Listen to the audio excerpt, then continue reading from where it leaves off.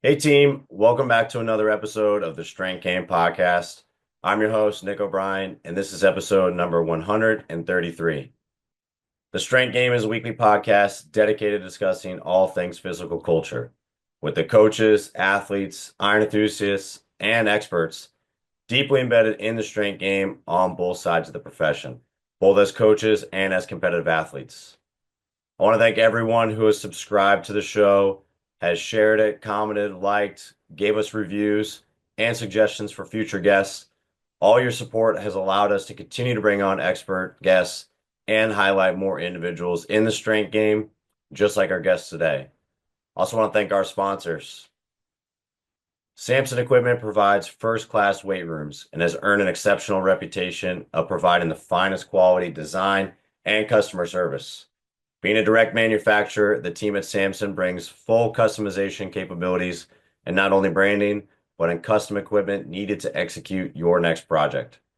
From barbells, plates, racks, dumbbells, storage, flooring, and much more. Samson equipment is durable and made to order from premium grade materials, all built from scratch, start to finish. Samson equipment provides professional weight room solutions for all your strength and conditioning needs. See the Samson standard for yourself and learn more at samsonequipment.com. Also want to thank Cerberus Strength, owned and operated by active lifters. Cerberus is trusted by the top strength sport athletes and lifters in the world. Cerberus's wide range of products are made by athletes for athletes, truly living up to its moniker, made by the strong for the strong. So if you're in the market for the highest quality strength and conditioning gear and equipment, be sure to use promo code strength_game at checkout to receive 10% off your next order at cerberusstrength.com. Also want to thank our sponsor, Sport Kilt. The kilt is a tradition dating back centuries. Worn by nobles, military, and fashionistas, the kilt has been through it all, at times banned and at other times celebrated. For over 25 years, Sport Kilt has been striving to perfect their version of the Scottish classic to create the ultimate garment of fashion and function. Check out the full line of kilts and join the kilt life at sportkilt.com and be sure to use promo code TSG to save on your next order. And in this week's episode, I am joined by John Bloom. John is the founder and head strength coach of Elevated Athlete Development. Based in the Dallas-Fort Worth area, Elevated Athlete Development offers coaching services for athletes and mentoring for coaches alike, and is committed to developing the whole athlete, fostering success in both athletics and in life. Bloom is the former director of sports performance and head of men's basketball at Oral Roberts University from 2023 to 2024. Prior to ORU, he was an assistant strength and conditioning coach for the men's basketball team at Texas Tech University from 2022 to 2023. Bloom got his start as an assistant strength coach at Prince of Peace School in Carrollton, Texas, serving 2 stints in both the 2015 and 2018 before interning at his alma mater, Abilene Christian University, from 2017 to 2019. He was promoted to full-time assistant in 2019, serving in that position for 2 years before becoming the director of sports performance for men's and women's basketball at Weber State University from 2021 to 2022. Bloom is also the author of Strength in Numbers, an insight for top coaches on how to build your career, handle failure, and achieve long-term coaching success. A former football player at Abilene Christian University, Bloom continues to stay active in his spare time training and enjoys playing basketball, spikeball, and pickleball when he's not in the weight room. Like I said, I'm excited to have him on the show today. So, with all that said, let's get in the game with Coach John Bloom.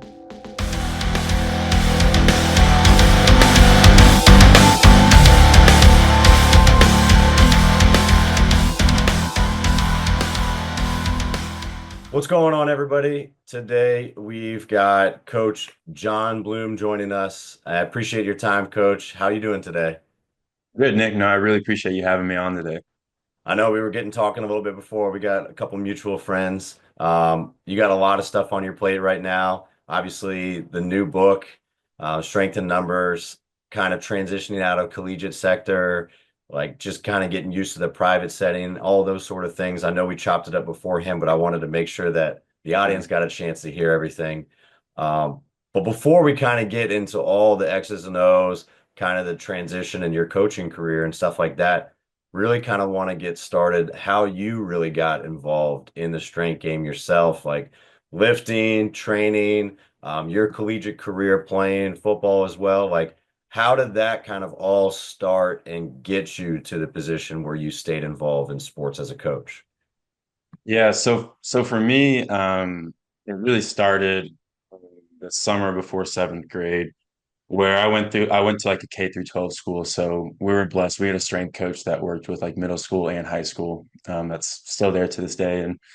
And so that summer before seventh grade is really when did the summer strength and conditioning program, and literally was like there every day. And then just kind of fell in love with, like, I started just seeing the changes for myself as an athlete and what I was doing to my body and just athleticism. Like, even, started every day on Saturday, like I'd go and work out with the high school kids extra, and just completely fell in love with that process. Going into middle school, and then middle school, high school, like I was just always there. I was mainly football, basketball were my main two sports in high school. So just the impact it had on me as an athlete there. And then also when I was in eighth grade, we had a new football coach coming for middle school, who was also really big in Olympic weightlifting. He actually teaches like USAW courses. Um, so he really started pushing Olympic weightlifting for us in the eighth grade year during football. And then he started a Olympic weightlifting club too. So I actually started doing that in eighth grade also after that football season. Did that eighth grade through 10th grade, competing and stuff, going to nationals, all that. So really got into that, and then kind of transitioned back my junior senior year, just kind of the with our other strength coach, and still pretty Olympic heavy, but really it was just such a big part of my life through that time. And for me it was about like, how can I be the best football player, basketball player, and then I just saw the impact it had on me there, so I was just gonna dive into it. And so with that, then I went to college and went to ACU to play football, and we were redshirts there. And then that redshirt year is a crazy year where we would lift early morning, like, Monday through Thursday, big group, and we were getting after it. Rebar was our group name, and through that fall, because I went into college like thinking I probably want to do something in sports, but not really sure if I wanted to coach. But kind of through that fall, I kind of started to realize like I really enjoy the training part we're doing right now, even more so than the football side right now.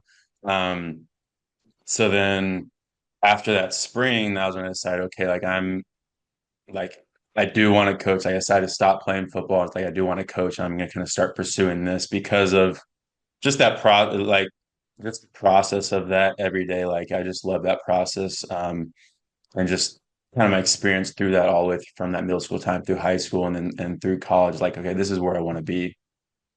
Yeah, that the decision to kind of stop playing sport is kind of hard, but Yeah. luckily when you find like a passion that kind of fulfills that, whether it be just something is like maybe greater than what the original passion was for playing football, like it's kind of easy to kind of slide that in, just like creating a Yeah. habit. You're not going to just kind of create one out of thin air. You need to almost replace something else with a better habit, and being able to kind of replace like that love for something and that passion for something, and dive into coaching over football. That's a big decision to kind of make Hmm. early on, but obviously like being so attuned to training like through middle school, going up and having a lot of like impressionable coaches in high school. Like, I couldn't tell you much of anything from middle school and high school. Our strength coaches, they were just whatever like sport coach was just in the weight room that Yeah. day. I don't even remember them teaching us much of anything. It was just kind of a free for all. And that's way different experience than I would have got. But it's great to kind of find that passion and drive it into that. I know you've probably seen some other like coach. Do you feel like it would have been a very different outcome, like for your career, if you tried to kind of keep your foot one in, one out with football and for coaching? Because you see some athletes that try to do it, and it's kind of like they're half-assing two things. It's difficult to Hmm. do it. I'm not saying it's impossible, but to be fully invested as a coach or an athletic trainer or want to do physical therapy, like there's so many hours that demand you and like that demand your attention. You kind of have to keep focus on that.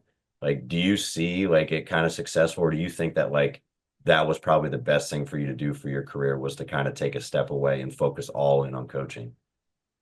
I mean, I really like have no idea where my career would be if I didn't do that because like with that, so like so before college, I had assisted the strength coach I had at my senior year as kind of my PE was helping with the whole middle school strength and conditioning for that whole senior year, and then also help run the program for high school and middle school going in that summer. So I kind of done that, but then going to college, I wasn't really sure like if I wanted to coach and kind of when I made the decision to step away from football, I was like, okay, like this is what I want to pursue. And I did some stuff with another high school, a little bit stuff on my own that summer. But when I came back that sophomore year, like, okay, I'm going to go talk to the strength coaches that coached me my freshman year as a redshirt. And the head strength coach and other assistant, they both left other jobs. So one of the strength coaches that was left, Brandon Decker, he was now with men's basketball and volleyball.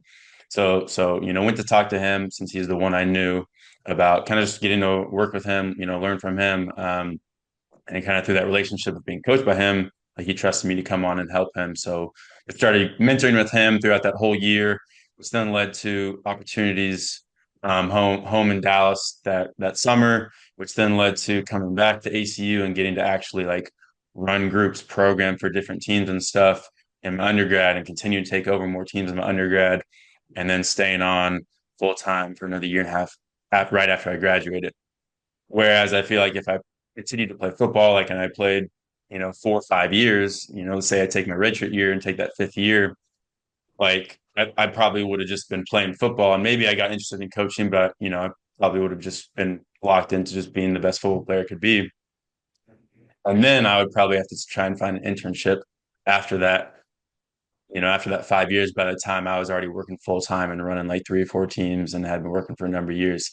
Um, and like the fact that okay, I was already going to school there and I could do these internships and kind of earn this experience and start earning these teams, as opposed to okay, now I'm graduated, maybe I already have my master's and now I got to go find an internship where I'm not in school anymore.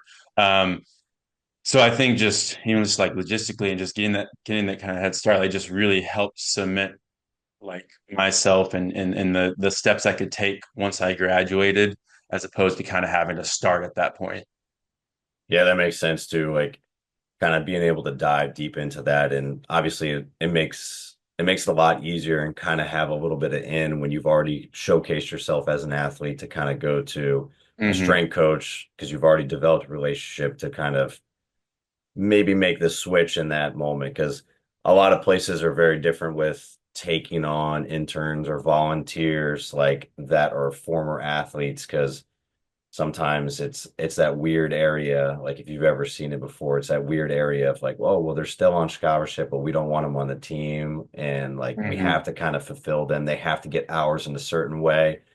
And a lot of times when that happens, the kid's not really that into it. They're trying to check a box to make sure that their school gets paid for. But I know you were in a different scenario, but it's great that coach allowed you the opportunity to kind of come in and learn. And obviously you had some experience from high schools as well too. But from there, like what kind of solidified like after graduation and everything for you to like stay in college, and like were you already able to kind of make up your mind that like you wanted to work with a specific sport? Because the majority of your career, like up until like you leaving Oral Roberts, like you were working with basketball. Like what playing football and everything too. Like what was that shift for you to go to college and work at different universities, but like primarily take a focus on basketball? Yeah. Well, first kind of with that coach I went to, talk to and work for AC. So he is now right with men's basketball and volleyball. So kind of fully working with him that first year, like, okay, those are the two sports I was working with that years, basketball and volleyball. And I played basketball my whole life. I was just more naturally talented at football, but I love basketball too, and played that my whole life. Which I think just like having that first mentor, like, be so deep into basketball, that kind of brought me into that scene even more. And I do like kind of having those smaller teams, where you can really be fully ingrained into everything with them. But also with volleyball, like honestly, volleyball was who I spent the most time with for the first number of years of my career, where especially like as, men's basketball, you're gonna when the season starts, you're gonna be traveling, you're gonna be fully with them as that kind of, premier level men's sport. So, as that sophomore, I got to start running a lot of volleyball, honestly, because when he would be gone in season and getting to do that and kind of get ingrained with them. And then especially that junior year, it became even more. And then I was even like programming for the beach volleyball girls and kind of running their stuff. And then going into my senior year, I fully took over the team. So like I was like super like I was still helping with basketball the whole time and some other running some other teams and I hadn't gotten into assisting with football also. But I was like fully over volleyball and fully ingrained into that team with that head coach and actually and stayed with them through the time I graduated and worked and then left. So I was like with volleyball for like I think it was like 4 straight years. And the longest I'd worked with the team there at ACU and the most I'd been with the team. And I love like that was incredible. So I was super into that. But then also like I'd worked with men's basketball that whole time mentoring with him, and then also took over women's basketball, and had them I think for about 2 years. So then was fully ingrained with them, traveling, doing all that stuff. Um, and loved basketball and volleyball. I think just then opportunity wise and who I knew like just the opportunities were to go into basketball, like going to Weber State next, where I had men's and women's basketball. Um, where with like volleyball, it's less of that. Less of okay, the volleyball coaches can hire strength coaches for volleyball. It's more going to be you're going to get it. You might have another sport and then get volleyball, or have a couple different sports. So kind of just that basketball path opened up, and went to Weber, and from there Texas Tech and Oral Roberts, and kind of just kept going down the basketball path. But from my time playing basketball, like I love the sport. I love kind of just the culture and environment of it, and learning more about the game and just yeah, I really loved being in that environment atmosphere for those number of years.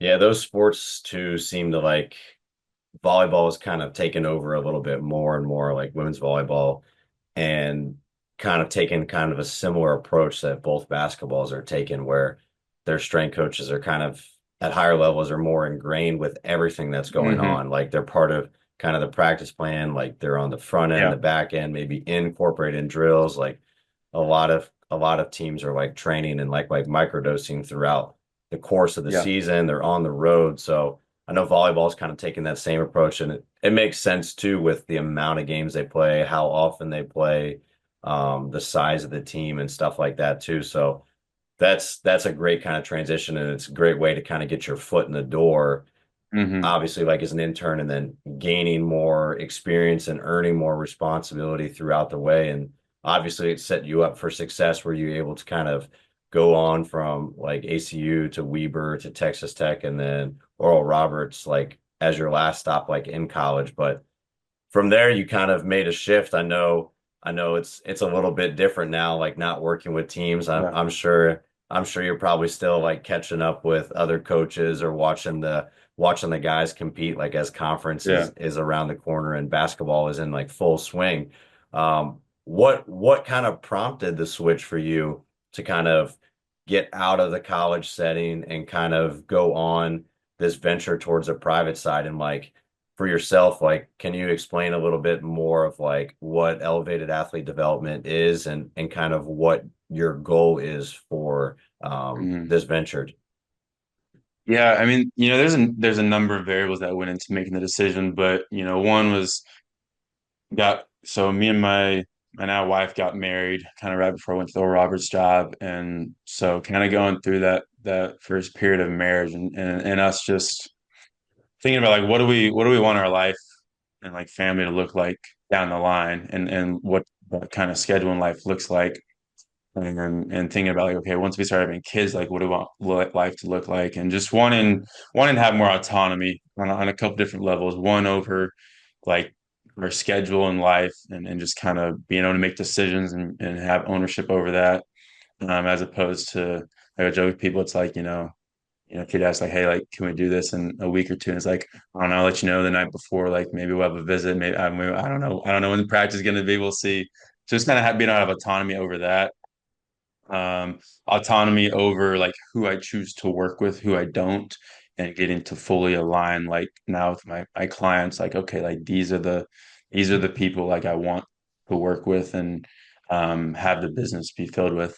Um, and one factor then also would be like the way it's going with the transfer portal and NIL, and just I just I think it's cool now when I'm working with these middle school and high school athletes primarily, where it's like, okay, like I'm working with the eighth grader. I could work with him until like senior year, or even into college. Like that's a long time.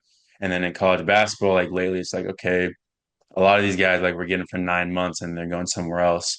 So it's been really cool to think about like even those long-term coaching relationships, and also just like the impact like of these middle school and high schooler kids. Like it's a really critical stage of development for them, both physically that I can impact them, and but also just who they are as people and growing up and getting to impact that part has been really cool. Um, I think, another part is just getting to like create something, right? Like you kind of in college, like a support staff, like we're supporting the vision of the head coach. Um, but it's been cool now. Okay, I'm starting my own business now. I get to create what I want this to look like, and build it how I want it to look like, and take full ownership of it. So that's something I've enjoyed. So I mean, there's a number of factors there, and even factors, realize as I've been into it now. Like one thing I enjoy is like like my outputs now are fully determined by my inputs. Whereas, everybody talks about like in, strength and conditioning, like college sector, it's like you could be a great strength coach, bad sports staff, like you're not going to win games, or you could be great sports staff, great athletes, great recruiting, really bad strength coach, could win a ton of games. Like we're impacting it, but I feel like it's impacting kind of the ceiling and the floor more so. Like so much of it's going to be based off of who the team and the coaches are. But now it's like the success of my business is fully like up to me. Like I'm gonna fully reap what I sow. So I think that's something that I enjoy, is that I kind of have like full control over what the results are gonna be. Um, Now, like when you talk about like what the business is, like elevate athlete development, I kind of think of it on like two sides, where like there's the athlete training side, and then there's kind of the education, working with other coaches side. And right now, like the majority of my income is just from the training side, and that's just working with these high school, middle school athletes, primarily kind of basketball through the connections I've had, but a little bit of golf and some other stuff. And a little bit of college programs when they're here, but mostly that high school, middle school range right now, in person. But then on the kind of education side, like long term, I want that side to kind of shift even more and more of what I'm doing, and how I'm kind of able to provide and bring in income for the business. Where like there's the book, and that's part of it. Is kind of getting into that, but also doing like when I first met was I left ORU in May, and I started this program in June, where there's like I call it like Principles of Player Development course, and it's kind of a group of, because I'm passionate about just like the collaboration of sport coaches and strength coaches, and that kind of fully aligned, like you were talking about with like volleyball being fully ingrained into practice and everything. So it was half strength coaches, half basketball coaches, and we kind of looked at player development from like a very holistic standpoint, um, where like I'd kind of have like videos and curriculum I'd send out each week, and then we get on a Zoom call and like have a guest speaker come in and talk about stuff, but then like also have all these discussions. And it was just really cool having those discussions with the different perspectives and biases from how the basketball coaches looked at it versus how the strength coaches looked at it, and kind of getting those perspectives mixed together, So then now, okay, these people can then take it back to their staff and kind of see the way they might be thinking a little differently, or how they can communicate a little bit differently to those other positions. So kind of went into doing that, and then that turned into also doing um, we talked about Connor Agnew a little bit before this, but he was in that group and he was like, hey, like I love the Zooms, like I want to keep doing those, and kind of pushed me to go, okay, like I'm gonna keep the Zoom groups going, where we just kind of go like every 2 weeks we got a group where we do kind of Zooms and just have different discussions and case studies or different stuff, um, and not really any curriculum or anything involved, but kind of doing that. So that's kind of what I've been doing, like those things, and then the book is what I've been doing for the education side. But I want to continue to grow in that aspect, and just serving and mentoring other coaches, and I just think it's really fulfilling and impactful to do that, because then they're going to go impact however many other athletes that they coach. So I just want to grow that side, thinking about doing stuff with like, trying to host some, in-person seminars, or, different stuff like that, and just continue to kind of grow and how I can serve and mentor their coaches as I develop that side. So it's kind of still, it's fully, the business is more supported by the training side, and then kind of trying to explore and grow into this education side, but hopefully kind of down the line that can shift a little bit. Yeah, that's great. That's I mean, it looks like both of those will feed into each other hopefully at one point, but obviously Yeah. like to keep it running, you got to pay the bills, and like Yeah. it's a little bit easier to kind of establish that coaching side when you already have that, and then let the Sure. other side kind of naturally grow and see where it goes from there. But it's ironic too that you would like kind of the formidable part of like your athletic career where you first were kind of introduced like before seventh grade, like that summer before seventh grade, and then like going through like 12th grade in high school, like that's kind of the demographic that you're working with now.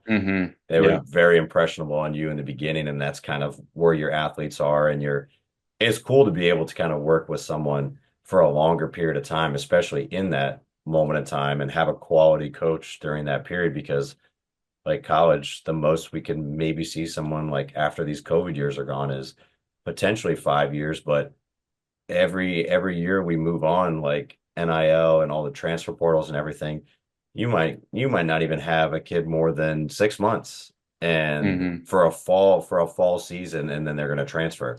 And that's hard to do any sort of development. You're kind of just polishing the wheels a little bit if they're coming for a fall sport right away and then they Yeah. ship out. So it's not the best kind of way to develop a relationship and like build buy-in, because it makes it seem like what it was in the past, like when people just buy new equipment and stuff or like copy what someone's doing on social media. It just makes it hmm flashy, and you're more looking for short-term gratification and just appeasing some of like hmm either the parents or the coaches versus or the athletes, versus actually truly like instilling principles and developing them out throughout the course of their whole college career. And that Yeah. it's not that it's gone, but it's definitely a lot rarer than it used to be. Yeah. And that first, like as a sophomore, when I started working kind of ACU after I left football, like I remember I was reading Conscious Coaching. It kind of had stuff in there about kind of reflecting on yourself before everything else. And I remember doing a lot of reflecting. I was like why do I want to coach? Like what has sports done in my life? And I was just thinking back through middle school and high school, and like all the times in the weight room or just at game, like whatever, like I was like all of my like closest relationships are like from athletics, and like my favorite spaces are like within athletics, and like all the people that are close to my life are from that. So like so much of like me coaching is for those relationships. And then like you're saying about that long-term impact, like that strength coach that I had from seventh to 12th grade, like, when I got married, like, almost 2 years ago now, like he was a groomsman for me, and then, we still super close to this day. So it's like to be able to have those types of lasting impact relationships is, I think, really cool and special, and what kind of drives me to do this. Yeah, that's pretty special too, to have someone that close and have someone that impactful happen at such an early time and kind of shape the trajectory of where you're kind of taking your life, but also like where your career is going and things like that. And it's a special bond like when you have that with your coach. And not every athlete is going to like every coach. Not every coach is going to like be fond of every single athlete, but Mm. if you find someone like that too, like being able to kind of be molded by them and shaped in that way is a pretty special feeling. So that's awesome. Hey, when it comes to kind of making that shift, like was I know you talked about like family and then kind of the decision that you made with your now wife about kind of like hopping out and like kind of pursuing this venture, but a lot of times like coaches are kind of that 1 foot in, 1 foot out. Like they kind of see the writing on the wall of where college is going and they want to try their hand on something. There's so many different approaches you can take, like to Mm. get out of college and like start your own business or kind of personal training or some of the sports performance areas or like kind of like you talked about the mentoring, the coaching, the in seminars. Like there's so many different things to do. But like from your experience, like you're pretty still fresh in it. Like it's not even a year from Mhm. that transition to college. Like what advice do you have someone to kind of like either evaluate things before they choose to make that decision, or maybe things that they can do while they're still have a job before they kind of jump away from Right. and lead into nothing that kind of maybe helped you in that first year, or you wish you maybe would have done before you kind of made the jump? Yeah. I think one thing that I would not really do that I would do or advise, and I feel like I see a lot of kind of coaches do it now is like while you're in the college sector, like, okay, like what can I, starting to do something on the side kind of gives you like, proof that you can do it and starting to build a little bit of income. Like, you see people releasing programs or, like doing the podcast or doing, maybe trainings, whatever different graphic on the side personally or whatever, like kind of finding these ways to start bringing, one of these other, streams of income in, right. But two, to kind of just give proof of concept that then you can, okay, if, I've kind of built up a little bit of, of a income in this, so then maybe I feel a little more comfortable taking that step away where it's not like, okay, I'm going completely to, ground zero and I got to start with nothing. So that's something I didn't really do that I think definitely would have been valuable. And I think maybe just give a little more peace of mind that, hey, like this can work. And like I've already got something coming in. So the financial kind of disparity isn't going like straight to zero. So that I would say like if you are thinking about doing that, like I would try like even if it's something small, like just start something like that you can just like see if you see what try and find what you like too, because I think it maybe let you experiment with as much flexibility as possible and not feeling like I've got to get this done or else like I'm not going to be able to pay the bills.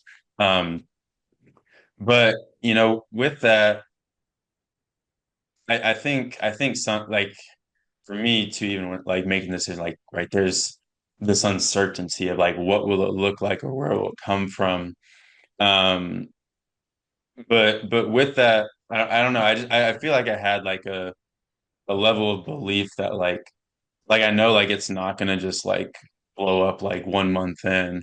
Like I just had a level of belief like I know that like the way I'm gonna approach this and attack it and build it, like it's just gonna keep growing. And like, you know, maybe this guy like Alex Hormozy, I've heard him this quote kind of impacts me, but he's like, imagine like if you just kept doing your business for 50 years, like where would you be? And like I think about that, it's like I'm like less than a year into it and like I've gotten to this point and it's like in 50 years, imagine like how much better of a coach I'm going to be. Like how many things I've figured out like to do business wise. Like, first year, like figuring out so much stuff. But it's like, even if we say like 20 years, like 10 years, like how much I'll have figured out and be better at.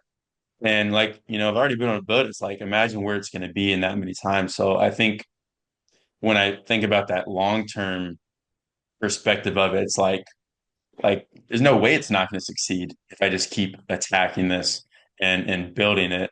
Um, so I don't know. Those are just some thoughts that came up there. I don't, I can go in any other direction too with that too. But those are two things that kind of came to mind right there. No, that's good advice. I think you're right too. Like I think I think someone said it before. It's like imagine where you'd start if you would have started yesterday. Yeah. And it's just kind of putting that frame of mind and like why don't you just start right away? Because that return of investment and starting it sooner is only going to benefit you. Like Yeah. just fail fast, whatever you're going to do, just kind of fail as quickly as possible, learn from it and keep letting it build momentum as you go. Otherwise, Hmm. like no one's an overnight success. Like it's a lot of small steps that kind of build up over the course of time that showcase that success. So what better time than to start earlier? And like Yeah. a lot of the stuff that we're kind of talking about too, like if you're in college too, I know plenty of coaches that maybe it's a hobby, maybe it's something they wanted to do, something they're passionate about that like kind of gives them a reset outside of strength conditioning and coaching. Like they found like woodworking or painting or whatever it is, like as a side revenue. And I mean, that might spin off if at one point in time you want to shape your career. But if you want to like stay in coaching, like it's not too far of a stretch to do things that are like kind of coaching adjacent, like mentoring or just working with programs or working at your university with like maybe club sports or things of that Hmm. nature. Like, but you're right, building that confidence and kind of showing proof of concept. If you're kind of considering a change in career or change in location when it comes to college, for whatever personal or financial reason it looks like, it is kind of it's a safer way to kind of do it than just Yeah. like jump for the bushes with no plan at all and just kind of Yeah. a pipe dream. Yeah.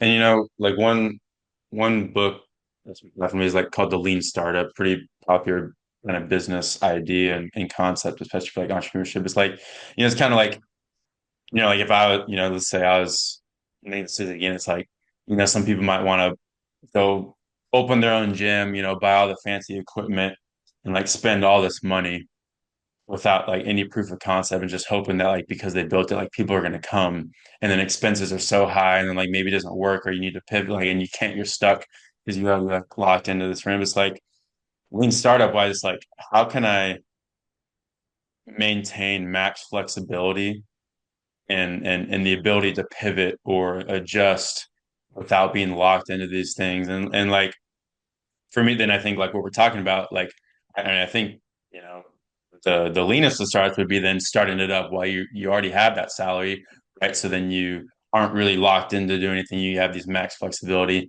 But then like for me, as I made the decision, it's like, okay, you know, how can I have max flexibility and figuring out like I've got an idea of what I want this to look like on like the training side. Like I've got an idea what I want this to look like, but like I don't know exactly what area of Dallas we want to be, like who we're going to serve, or like where our clientele is going to come from. It's like how can I keep max flexibility there? And I was able to. So the high school I went to, right, the strength coach, he's also the AD now, and it's like okay, he lets me use the facility for zero overhead. So with that, like that's lean start right there. Like I've got max flexibility in terms of I don't have to be able to provide all this money just to use a place and then earn profit. Like for me, it's like, okay, like I have the flexibility now to grow this the way I want to without feeling like I have to cover those expenses just to cover them and get to ground zero. So I think, and not everybody's going to have that ability to have a facility for zero overhead, but like searching for ways of how you can keep that flexibility in decision making while keeping expenses or whatever it is down and allow you to grow it intentionally the way you want to, I think is really important. Or a lot of people, that open gym, like Joe DeFrank, all these people, it's like, start out in these super small like gyms that are like so small, like and it's like we're gonna,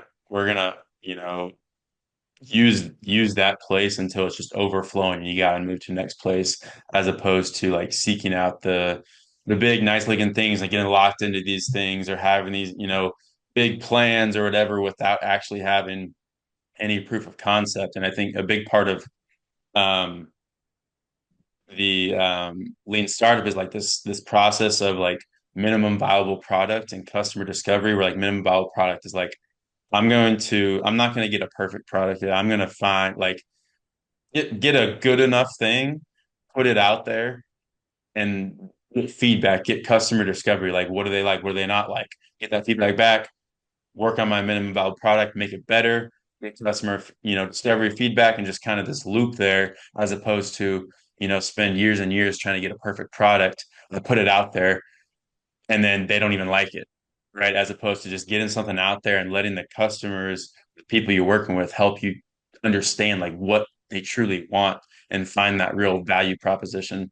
It was even something like I remember hearing that concept like my junior year at ACU. I remember, and I was like, this is kind of what we do like in strength conditioning. Like, um, let's say we're working with a new team and it's like I need a minimum viable program where it's like I'm going to cover all my bases. Like I think I know this is like I know this is going to help them.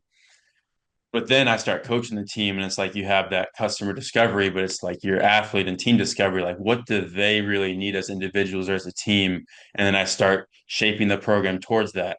And then, I bring out a new block, and it's, I discover more. Like, what do they need? And you keep getting narrow, and targeting what they need. And I just think it's the same process kind of in business where we're just continuing to put things out there and find how we can adjust and get those feedback loops as opposed to feeling like you've got to have the perfect thing ready because there's never going to be the perfect thing. Like the best info you're going to get is like what people actually want and how you can shape that to what they need. um so I think understanding that is like a really important part, and especially like as I made that transition from ORU to moving to Dallas and getting started like right away, it's like I'm like I was jumping straight into it, like especially like that principles of player development course. Like I'm simultaneously creating it while starting it and selling it and getting people into it and like still creating it as I'm going. And as I'm getting feedback. Whereas like I could have maybe taken like 3 or 4 months and tried to create it and then get people to do it. But I definitely like as we went through this, like, okay, these are what I would do better and how to change it. But it was still super impactful and like the group loved it, and now I could get to the next one faster and make it better in the same time that maybe if I would have waited, I could have just done, just did one of them and been at a less further place than actually doing it and getting that real feedback. So I just think that's really important is like not getting stuck in this place of fear where like or place of perfectionism, to put something out there or to create something, but like actually just take the step and start doing it and getting better at it and evolving it as you go. Yeah, that's great. Like not like looking for perfect and just kind of looking for progress. Like if you put it out there, like the best feedback you're going to get is from who you're actually working with because we have the biases ourselves where as coaches, like we think this is the best product, we think this is what they want, but Yeah. ultimately like you have to really shift your focus a lot more. And we sell our program when it comes to like athletes, and a lot of times you're kind of putting a third of what you want in, maybe a third of like what the sport coach wants in, and a third to kind of like appease the athletes. Like in Hmm. different doses, you're kind of compiling that together to make the program. But that focus shifts a lot when you're getting paid directly from your customers and the athletes that come in and the parents that are paying for those athletes to come in versus your salary coming from a school that tells you to train these athletes, and then the rules are very different. And you do have to kind of like shift fire and adjust everything as you go through because if they're not happy with the services or what you're doing, even though like they're requesting it, or maybe don't say a single word and you don't check up on them, like they just might not show up the next time or just not pay for the next session. And if you never ask those questions, you're going to be left wondering why. So getting as Hmm. much feedback throughout the process, but having something just to do right away versus kind of keeping your cards real close and waiting till it's perfect. Like it might be the worst, it might be the best plan for you, like perfect, but it's the Yeah. worst for the people that you're trying to like actually Yeah. bring in as clients. Yeah. Um, so like how has it been too? Like Dallas Fort Worth area is kind of your hometown as well. Like knowing the area, obviously like your old strength coach being an AD over there and kind of talking about kind of keeping that lean start. Like I know other coaches like Alan Thrall and like Zach Evanesh too. Like they start in small areas. Like Zach started in his like parents' garage and everything Yeah. too. And like to see the expansion over years, like that's bound to happen. But how has it given you a kind of a leg up to kind of be at home in your area, like already know kind of what the demographic looks like know what maybe high schools you can kind of tap into or what that area is really looking for with a coach? Because I don't like I've always thought of the potential of opening up a place, but I don't have like a home station. Like Hmm. I've moved around for my whole life, like my dad being in the Marines and like being coach forever. Like I've never lived in one place more than 5 years, like Yeah. in my entire life. So I don't know where to call home. Has that kind of given you like a little bit of leg up knowing the area versus like maybe you putting a gym like at your last stop, like in Tulsa, like at near ORU? Like what was kind of the choice in that matter and why do you think it's like really helpful for you to like find the location before you kind of start like a brick and mortar place? Hmm. Yeah, I think it's definitely been helpful. Just obviously, like I think especially like in coaching, but in business, it's like so much about the compound interest of relationships, right? And how that builds into different opportunities or different, connections. Um, so obviously being in a place where I have more of that, more of those relationships, there's just naturally going to be different relationships that kind of build through there. Um, but honestly, though, like I feel like in terms of the athlete part, in terms of getting connections, it's actually more so come from the relationships I've built through college coaching. Like, okay, for example, I remember when I first started, like Jason Martinez, he's a men's basketball strength coach at UNT, and I remember on the summer, like I went and visited him, and he was like, hey, this family like reached out to me in the area about like training, but like I don't think I can do that. Like I'll send them to you. So then kind of, got that athlete kind of through that college connection. And then that's actually turned into a couple other kids from that high school. Um, I think as a strength coach, one of the best ways to, if you're in business, to get clients is getting connected with like skill development, like in basketball, skill development guys, or even just like sport coaches. But especially like the skill development people, like there's one that connected to people I was at or you that I then got connected with here in Dallas, and then I started getting people from him, and now we've kind of grown a relationship, and like maybe we'll do stuff with like me working with his AU teams, and so it's kind of even just the different relationships that compounded through coaching in college, um, that weren't even like directly in Dallas, then impacted the opportunities that have arisen. So I think just the intentionality in building different relationships and serving other people, um, not transactionally, but just serving other people leads to so many opportunities kind of wherever you're at, where yes, it's happened here in Dallas, and definitely being from here, I think, has helped in different areas. But even just that bigger idea or bigger concept of kind of not every interaction related is going to lead to something, but the more you can connect with different people, the more different things are going to just start popping up. Yeah, that's a good point too. Like kind of being intentional with developing those relationships. You never know like who you're going to come across in the future, or you never know like if something's gonna happen to them, and like if maybe it's a potential job or it's someone that's asking for advice. Any of those scenarios can Yeah. kind of play out, and not looking for a return investment from like developing those relationships and being genuine with them. Like obviously it could happen and like you never know what could become of it, but it's you can kind of tell when someone is looking for something to return or is kind of like seeking you out for something specific. But Hmm. I couldn't agree more. Like those connections, like developing relationships, and like it's sometimes the word networking gets like a kind of bad connotation with it, but at the end of the day, like you are kind of networking is just developing relationships and connections. And whether or not they're lasting or whether or not they like benefit you more than the other person. Like as long as it's not super transactional and negative in any way, like it shouldn't get that same kind of weird taste in your mouth when people say that because it everybody's kind of helping everybody and Hmm. like a rising tides raise all ships. So I don't see like the issues in it. But whatever, it happens from time to Yeah. time. Hey, because Yeah. that for you too, like kind of shifted and helped you a little bit in a way, kind of develop and kind of create the book ultimately. Like it's just insights from like strength coaches about their careers, kind of their failures, like navigating like a long-term coaching path.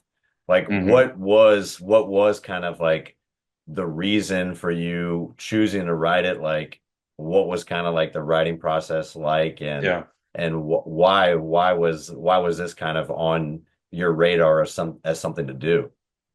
Yeah. So when I was at ORU, the fall of 2023, I was at ORU in September. I remember like Tim Ferriss has a book called Tribe of Mentors, and in it, similar concept. He's got these questions that he's trying to figure out himself. Like, why don't I just send these to the best in the world? So he sent them to all types of top people in different professions, got their answers back, kind of put together a book with all this wisdom from all these top people in the world. And I had read that book. I had read his book before, but then in that September, I was kind of reading the introduction where he kind of, in a little more depth, describes the process I just said. And I was like, the idea just was like, why don't I do this for strength and conditioning? Like that'd be really cool. Um, and I was thinking about, different coaches I'd ask, like what I'd ask.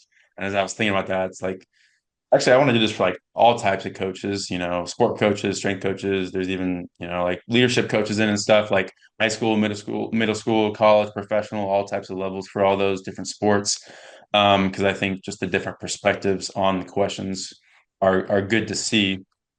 Um, so I had that idea, but it's like, I'll get some people to do this, like maybe put together PDF, whatever, something like that. So it just kind of started you know, playing with those questions, like told my staff about the idea, saw what they thought, like started talking to some friends and coaching about it. Like, hey, like, what do you think of this? Like, would you be willing to do it? Kind of started sending the questions to some people and then just started sending it, to more people, reaching out to people I didn't know. And more and more people just kept saying yes. And even like really big time people that I didn't think I'd get a response from, like saying yes. And I kept getting like the responses back. I was like, wow, this is really cool, like really impactful even to myself, how I'm thinking or how I'm looking at these things. And just as I got further along in that, it was like I've always had a goal of like writing a book. I never thought that would maybe happen anytime soon. It was like, like the way this is going, like I want to do this right, like with how many people are being open to helping. Like, let's do this right if we're gonna do it. So then it's like, okay, like I'm gonna make it an actual book and not just like a PDF or something. Um, so kind of through that whole time where you is like reaching out, getting those responses and kind of collecting those, kind of, writing some of the stuff like intro and trying to put together, right. And in the book, I put together themes of these questions, right? I got 12 questions, and try to put together like themes of like what popped up from all these coaches answering these different questions to kind of encapsulate some of the big ideas. So kind of working on some of that stuff, but it was mostly just collecting the responses throughout that year. Left in May, right, to go start, move to Dallas, start the business. Was still working on collecting that stuff, um, but some of it kind of put on the back burner a little bit, just with starting the business and being focused on that. And then things kind of calmed down a little towards the end of the summer, and it was okay. I'm going to really start pushing to finish this because I'd wanted to release it earlier, um, but then really gotten all that, and I really try to do like as much of it on my own as possible. Where like I took a course on like how to do the internal formatting and format all that. Like made the cover through Canva. Um, kind of did all the editing stuff and just really really pushed through that fall period of of finishing it up and collecting the final responses, kind of putting it together and trying to, I released kind of that. I was doing it in October and just kind of doing the marketing on social media kind of until released. And then finally, released in December, which was definitely a breath of fresh air when that was done. But yeah, that was kind of the process. Like, I mean, the goal of it is like really like as we've talked about through it, this like the power of like the relationships with like coaches that have coached us and stuff like I want this to be like the ultimate like guidebook of mentorship, basically, like where you've got 108 coaches that are like at the top of their profession in many different sports, many different domains. Um, but you get to hear like how they got like my favorite like when I was growing up, especially like and I still just like when I see a top person, I'm like, how did they get where they're at? Like what was their path? Like in podcasts, like I love the beginning of them where you get to hear like I know some people like to skip through that, but I love to hear like how did they actually get to where they are, like and how did they build their skill set? Because I just think you learn so much from that. So like I want to, you get to learn that from all these top coaches, but also how they look at these different questions, right? And the questions like you talked about, it's not so much X's and O's of like domain specific knowledge or like how to program. I mean, there's a little bit of that, but it's more like how do I build a career? Like how do I handle hard conversations? Because there are going to be a lot of hard conversations in athletics as a coach. Like how do I decide to take that job or stay at my job or like who do I go to for advice? Like how do I want this I think this topic resonated with so many people as I shared like people shared, but like how do we deal with burnout, overwhelm, or struggle in coaching, right? Because I think all of us are going to face some form of that within our career. So these different questions of like that aren't like in a textbook and you learn in college or whatever. It's like it's stuff you more so learn from a mentor. And I think coaching is very mentorship, apprenticeship model based in terms of being great and learning under other people. And I think a lot of these things are kind of what you learn from working under great people and like how they live their life, not just as a coach, but how they live their life around that. So I think it's just unique to be able to see all these answers and perspectives from so many top people that have, you know, gone a long way in their career. So that was the goal is that okay, like you might have some mentors in your life, um, or maybe you don't, but here's all these other perspectives and forms of mentorship that you can kind of add on to that. And I think, I think perfect for like young coaches starting out, especially because you're getting that mentorship. But I think there's so much in there for coaches of all ages, even, much coaches much older than me, talking about kind of the impact of some of the people in there. And not all the people you're not going to resonate with all the coaches, what they say, but I think there's something in there for everybody, kind of whatever situation or problem or decision you're dealing with. Like there's some form of really cool guidance that you can find and lean on from people that have been through there. And so many of the coaches shared so much of their struggles and failures, which I think is really impactful because sometimes when we look at these top coaches, it's like, oh, they've got it made, like they're doing it at the highest level, like they're killing it, like. But then you've got them talking about both really hard personal struggles or coaching mistakes they made and like different things along the way. And it's like, okay, like I don't like when we talked about perfectionism earlier, it's like I don't have to be perfect, right? Like there's like failure is not just like a like dang, like we got to deal with that along the way to trying to be really good. It's actually like essential to becoming really good is to fail. So I think acknowledging that, accepting that, and embracing that is really important. And I think just the way that so many coaches were vulnerable and shared those things, I think it'd be really impactful for so many coaches that maybe struggle with internalizing that or holding on to that. Yeah, I think you're right too. Like the perception that we have of like some of these top coaches, especially early in our career, or even the mentor that we might have first or we kind of gravitate to in the beginning, like I think you're so kind of naive to everything. Like you found something new that you really like that you're kind of driven to learn as much about. And you only see them in like certain aspects of like what's going on. You don't see them at their home life. You don't see them like Yeah. at meetings or other things. Like and you might not pick up on those like little nuances out of stuff that are happening, like, and they might not let you in on all that stuff too, like, which is perfectly fine and understandable as well. But you to have people that are vulnerable that kind of open up and share all those things, like obviously like the burnout and like struggles that happen throughout the career, like getting fired from jobs, like Hmm. mismanaging relationships, like whatever other things that can kind of happen throughout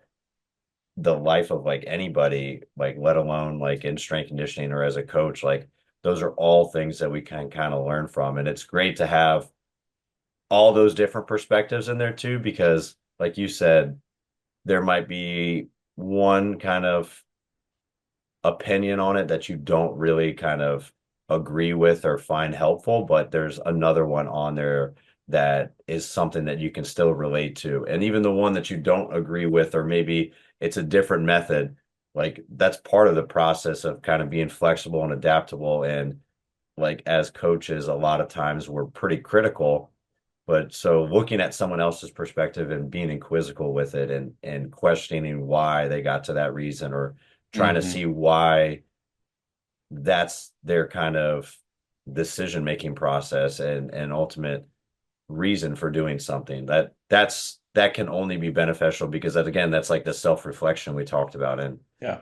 I mean the journey and stuff too, like that's why I never want to get away from those questions. Like I don't want people to just kind of like go down the line and rattle every Yeah. single place you've been, but to hear how things started and to think kind of see where things have gone. Like a lot of times when you learn about a new coach, some people don't go back and see the steps that happen to get to where they are. And all Hmm. those things shape and mold where you're going, where you are, and then ultimately like where you're going. And those apprentice like this is an apprenticeship. This is like mentorship, like field. It's like some of the old school ones like tattooing and blacksmithing and like all the Yeah. and coaching is like that. It's you have to kind of earn your stripes as you go, and people show you more about the business and like how the profession works than you're ever going to be able to read. And if you don't have someone along the way, like this book, there's other books that are like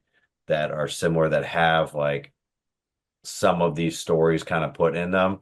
Like that's a great way to start, especially if you've only had one mentor, you're really young in your career, because now you can have access to kind of those inner thoughts of other coaches without having to go, you can't intern at 50 schools. Yeah. Yeah. You did the work for them, so that's perfect. Yeah. Yeah. And as you talked about like the apprenticeship part and, you know, learning things you're not gonna learn in just like college or whatever, like that, like going back to you asked that question about like the difference if I started my career after playing football versus starting at ACU and that's that sophomore year. Like for me, getting to kind of apprentice under Brandon Decker there, like for, be there multiple years with him and just like be fully like ingrained and learning from him. Like, I mean, that taught me more than anything I would have learned in school. Um, and actually getting to be in there and do that and see the real thing um, and get to do it and fail and mess up and grow through that apprenticeship. Like, and I couldn't trade that for the world, right? Getting to actually have that person there. Where it may have been different if like I going to some other internship after I'd already graduated and didn't find kind of that same type of situation. Especially, I probably wouldn't have found I couldn't have found a similar situation because it wouldn't have been, for 3 years around the same person, right? That's not usually going to happen. It's going to be, shorter internships and go to the next, whatever it is. Yeah, that's a good point too. I mean, that time in the very beginning, that mentor is very impressionable too. And like obviously like your high school one being in your wedding, like that's huge. Like it goes to show like how much those people shape you. Like I still call a lot of my like former mentors all the time and ask them for advice. Like, what do you think about this job? Like what do you think about this situation?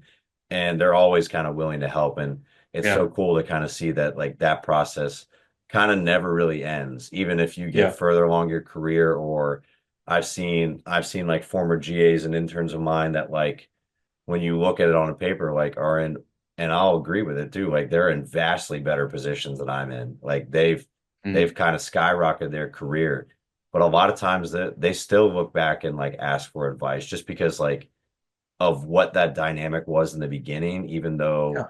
maybe the pay scale or like the title and stuff is different now, they still kind of have that same feeling towards like going back to like, oh, I'm the intern, like this is my mentor, this is my coach. And it's that's why I like kind of the education side and you talked about like that mentorship process and the book and everything are so impactful because Hmm.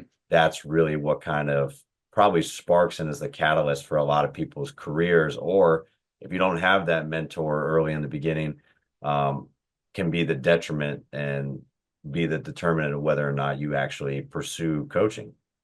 Yeah. Yeah. You know, talk about like, right. So high school strength coach Alex Pena, like he's my groomsman. And then Brandon Decker, the one I mentored under at ACU, he was my best man at the wedding. So, you know, both of them are in there. And then like even like full circle, I leave ORU this past May and kind of take where he comes and takes that role at ORU now, where he's the director there now. So yeah, it's just cool how lasting those relationships can be. Yeah, definitely.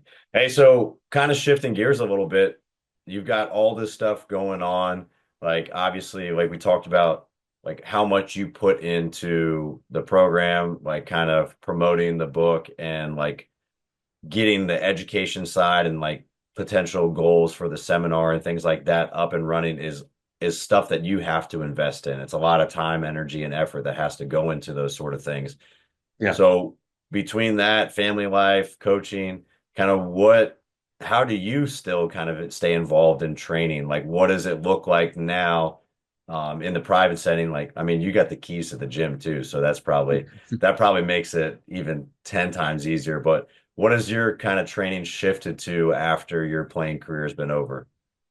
Yeah, so kind of the like right now during the falls, like I do like especially with high school, middle school, like kind of train all of them like in the evenings after school and stuff. So most of the time during the day, it's like you know working on the business throughout the day. So usually you know get up in the morning, I'll work a couple hours right away, and then I'll usually go around like nine between 9:30 to 10:30. So I'll go work out, and like I'm gonna like go do something every day, whatever it is.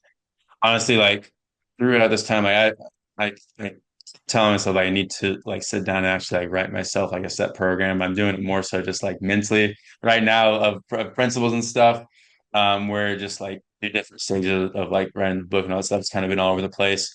But like right now, I'm kind of really, especially getting back into like trying to get back into really sprinting. I've been doing a lot of like Derek Hansen, like 10 by 10 stuff right now.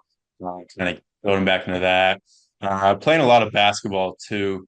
Um, I just really enjoy basketball. Like, you know, just playing on my own, playing one-on-one and stuff. And um, like I like along with like the physical training part, I like to always have some like actual real like sport or like you know skill kind of aspect with it. So trying to kind of just play basketball, develop that aspect too, which I think just helps bleed into like me feeling how like developing the physical side and the sports side, how that feels for my athletes, kind of with when I'm doing certain things, and also like how I can lead some of those together.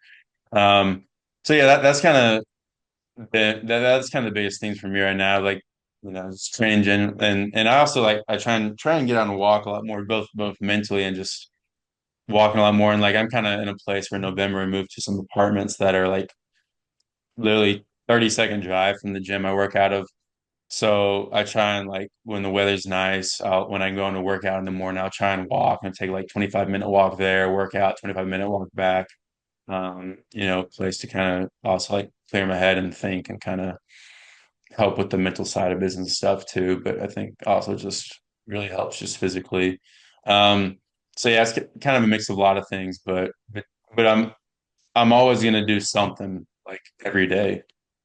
Yeah, it's staying active and kind of practicing what you preach in some sort of manner is always Yeah. helpful too. It's it's different when if you don't have like a goal specifically or you're not like training on a program, like you could kind of run whatever you want and kind of Yeah. test things out, explore new ideas and movements and things. And I wonder for you, with your program, and if it's kind of looked a little bit similar, obviously basketball season is crazy, like when you're traveling, you're on the road all the time. Hmm. But a lot of coaches, if say they're not competing in a strength sport or anything like that, like they can run whatever program they want, but be kind of generalized. Yeah. It's hard to kind of take a strength coach's program like verbatim and like put it in a college setting because of just the time of the season, the demands, and like kind of quote unquote how important those games are. But Hmm. it's not quite the same for middle school and high school because they're in a way more development stage. And ultimately, if they want to be successful and continue to play, like through high school, college, professional, whatever kind of they want to take their athletic career, it seems like you can kind of toy with them a little bit more and do a little bit more of Yeah. everything. Does any of your program kind of bleed into what some of the high school athletes are doing?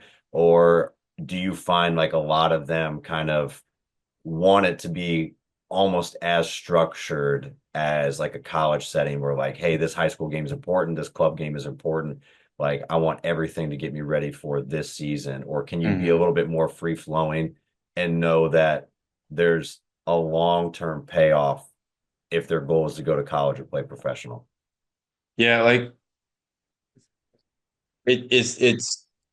it changes on the individual because like yes, in terms of like they're gonna recover a lot faster and like also like especially like the younger like kids are on like JV or like middle school, it's like you're fully like developmental. So like especially my middle school athletes, like they're I mean, we're sprinting, we're jumping, we're lifting like it would look like an off season thing for them. The thing with a lot of the high school athletes is that a number of them have they might have high school strength coaches. Um, and then just like the concept, like in season right now, like a lot of them are coming to me at like 6 or 6:30 at night, like after practice, after stuff. So like, and this is something I've really been trying to systematize and really conceptualize of like how can I fill in the gaps best for the people I work with, especially when they have high school strength coaches, because then it's like, I feel like a lot of what's covered, like they're usually like strength is usually going to be covered at their high school strength coaches to a good degree. So it's like, how can I fill in the gaps with maybe like more like speed, power, like different like coordination stuff, or like, some of the guys like do some stuff to help gain weight when they're trying to do that, but like not just fill the same bucket that's getting filled. So like that's why it's different than what it would look like in college when I'm like the one that's fully like, I'm there saying I'm overseeing everything. But now it just each individual has a different context where I'm trying to fit that context to the best of my ability. And a lot of times with that, like with my high school guys especially if like the ones that are playing a lot, like it's like I'll have whatever they're doing, but then I'll give them a lot of autonomy where it's like, okay, like what did you do? Like, if y'all lift, like what'd you do? Like, or like how your legs feeling from the game and like like I, like I just yeah, I was hey, like, do we need to take a set off here? Do we need to adjust this exercise? Like, and just try and have a very fluid conversation within the sessions to make sure I don't just have like a set plan that they've got to stick to, kind of like as we talked about before with like minimum viable product or program and stuff. Like I'm trying to make them part of the process, to make sure I give them what they need, especially in season. Not that I don't want to push them because they can definitely be pushed, but they do have a lot of different things going on. So I want to make sure what I'm doing, is fitting into that because I think it's easy, especially like if I'm in my own bubble and I'm not at the high school, at the practices, at the lifts, like to just do what I want to do and like think of my thing as the most valuable thing. But I always want to think about like, what's best for the athlete and supplementing that and helping with that, um, to the best of my ability. So with some of those high school kids, it's like, how can I fill in that gap? And then I think those conversations I have and like the adjustments I make in session, autonomy I give them, has really provided a lot of value in terms of just like you talked about before, like trying to just not come back. Like I think it's helped with them feeling comfortable that they can come to me, even if they're really beat up or whatever. Whatever they're feeling, because they know that I'm going to fit it to what they need in that day and moment, and they don't have to just cancel because like they're worried I'm just gonna like destroy them when they're already destroyed and they got a game tomorrow type of thing.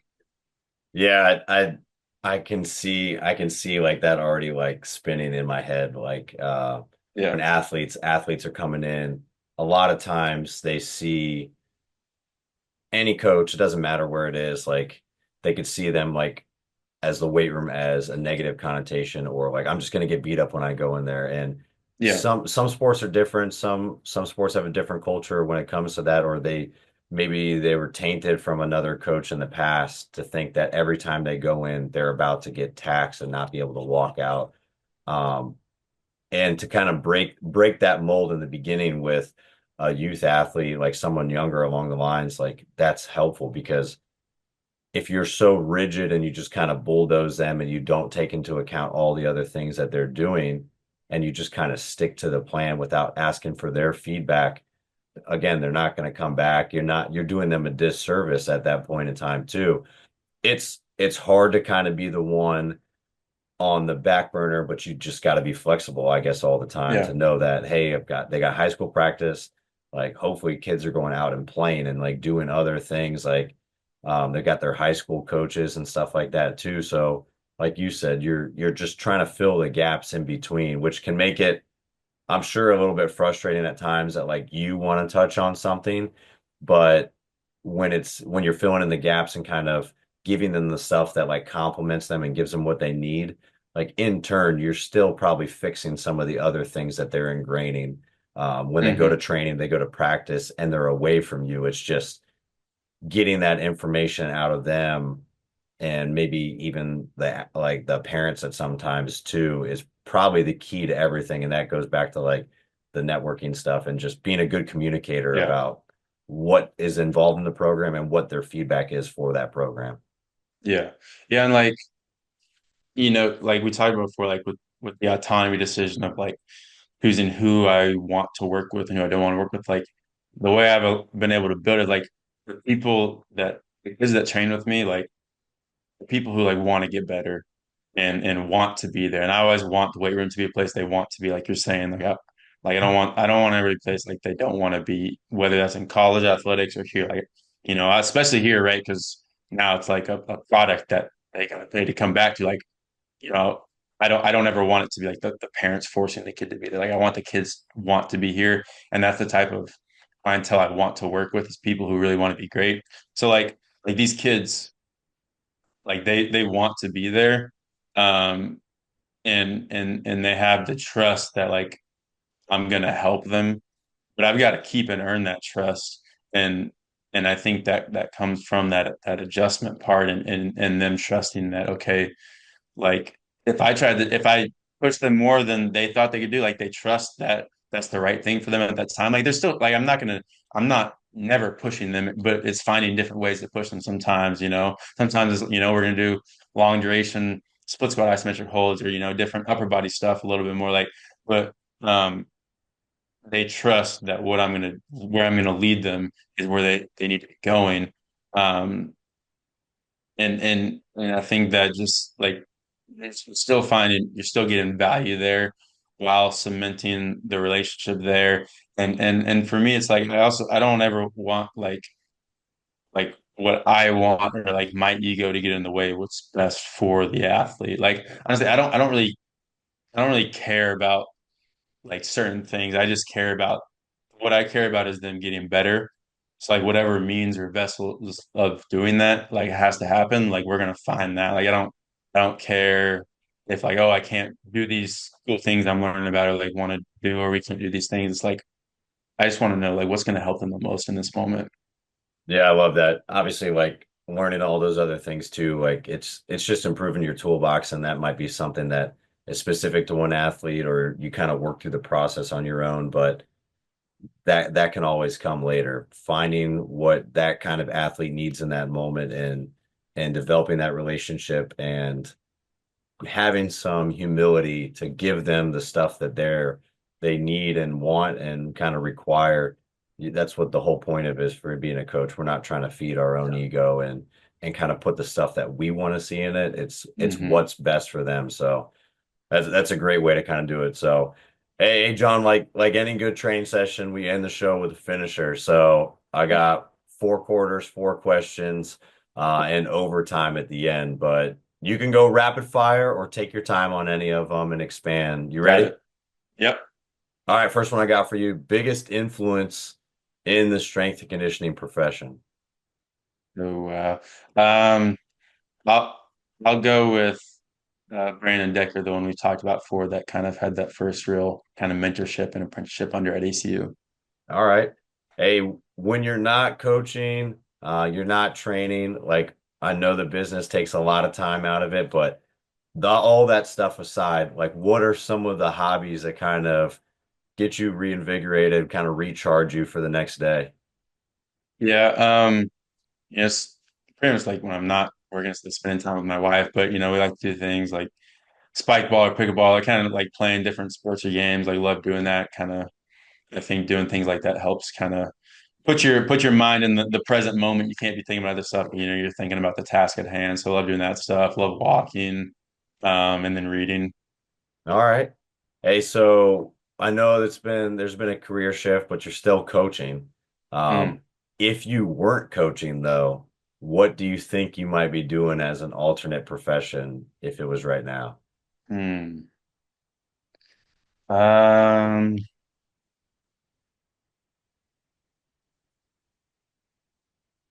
feel like I don't know. I feel like you'd maybe be a teacher in some way, or like just in I don't know what form of business, but some other business non-related to coaching. I don't know. A lot of my family's been like finance or business kind of world. Yeah, you can keep that in the family. I figured it would have Yeah, been maybe I didn't know if this was book one, so author was kind of like in the cards.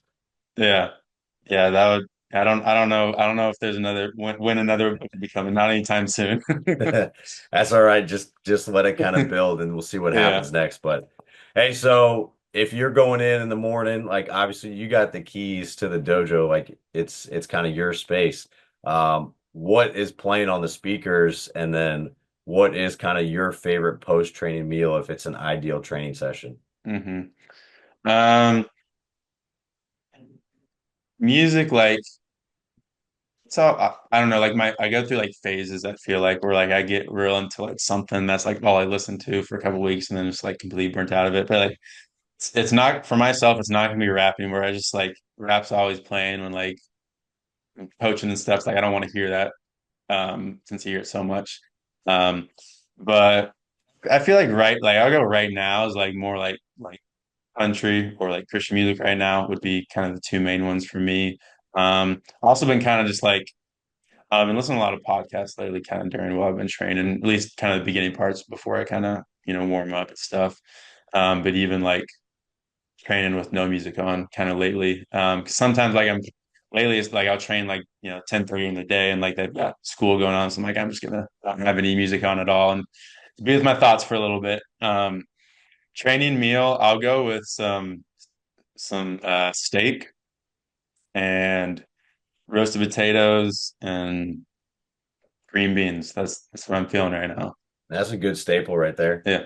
Hey, so last one I got for you for overtime, kind of a two-part one, but what is maybe the biggest thing you miss right now about kind of the college coaching setting? And then what is your favorite part thus far of being out of college and like owning your own business?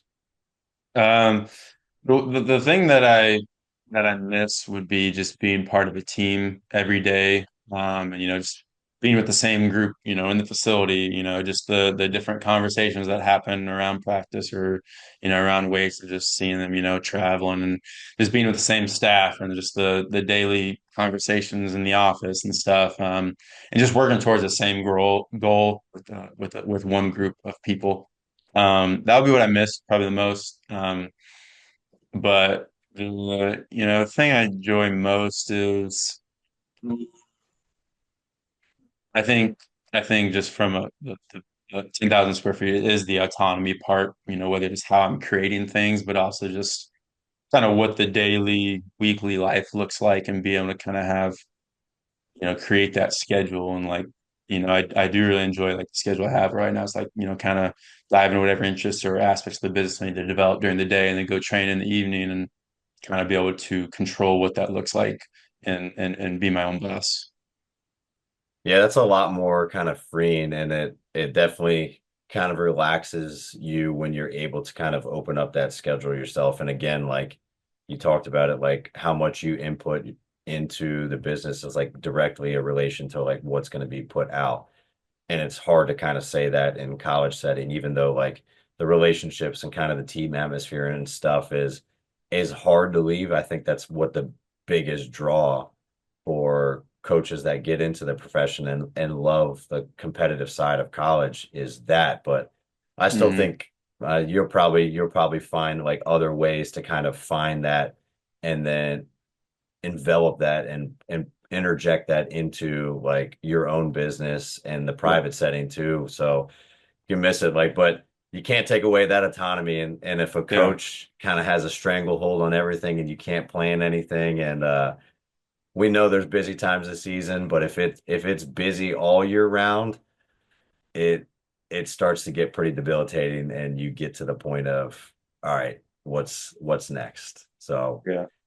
Yeah. As you talk about like finding that team, I like that's been something about always like, working with some high school team or something kind of along the side of the business or, I've had some different conversations for like prep school or like AU team to kind of work and still be able to find kind of be able to be part of the team. And then also like just with like my clientele, like really kind of build a community there. Like one idea I have is like that I'm gonna probably start is like kind of once basketball gets in the off seasons, like on some Saturdays just have like a free workout where everybody can come if they want, like bring friends, like we'll work out and stuff, like we'll have some type of talk on whether it's like mindset, nutrition, or like bringing some guest speakers, what leadership, whatever it is, and just kind of build like a community, a kind of the aspect of the group of people we're working with. So I think there's ways to kind of find that aspect within what I'm doing too. So kind of hope to build into that kind of within the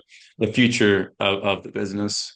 yeah, if you don't have that right now, developing that kind of community atmosphere is definitely going to be helpful. And that Yeah. only kind of drives the competitiveness, and it kind of drives Hmm. kind of that team atmosphere that is kind of the missing piece from leaving college. But I'm sure you're going to find a way to kind of blend the two together and keep that autonomy in the schedule, and find a way to kind of replace that. So that's awesome to hear though, man. Hey, for anybody that's got any questions for you, any follow-up stuff, obviously like let them know where they can kind of follow you as well as pick up the book, Strength in Numbers, so that they can kind of get their hands on it and go through the mentorship process and learn all the hard work that you kind of put forth in there. Yeah. On Instagram and X, I'm at John Bloom 30. I don't really do much on Twitter or X, pretty much mostly on Instagram. So like if you wanted to message me through there, be able to get back to you. Or you can email me at info@johnbloomcoaching.com and love to talk with anybody if they want to reach out. For the book, it's on Amazon, so paperback, hardcover, and ebook all on Amazon. But you can also get more information on it on my website at johnbloomcoaching.com, kind of info on everything about it there. But yeah, Awesome. anybody, love connecting with new people and then talking. So if anybody wants to reach out, feel more than welcome to do that. Yeah, well, that's great, Coach. I appreciate you coming on today. We'll make sure that we link everything up there so all our audience can kind of go check out the book and support you as well. But I appreciate you taking time out of your schedule to join us and kind of share your journey and everything you got going on. And hopefully a lot of success as the business continues to grow, like leading into year two. Year two is coming up pretty soon. So Yeah. good luck with everything, Coach. And thanks again. Yeah, no, I really appreciate that. Yeah, it's been a lot of fun. That's it for this episode of The Strength Game. Thank you again to this week's guest and to our sponsors. Be sure to connect and keep up with our guests at the links in the description below. Remember to subscribe to us on Apple and Google Podcasts, Spotify, or your favorite podcast provider to stay up to date on all future episodes. Also, check us out on YouTube and CoachO'Brien.com, where you can find all the video versions of these episodes, as well as show notes, episode schedule, and much more. Comments, ratings, and reviews are always welcome and appreciated. Thanks again for tuning in, and be sure to join us next week for another great episode of The Strength Game.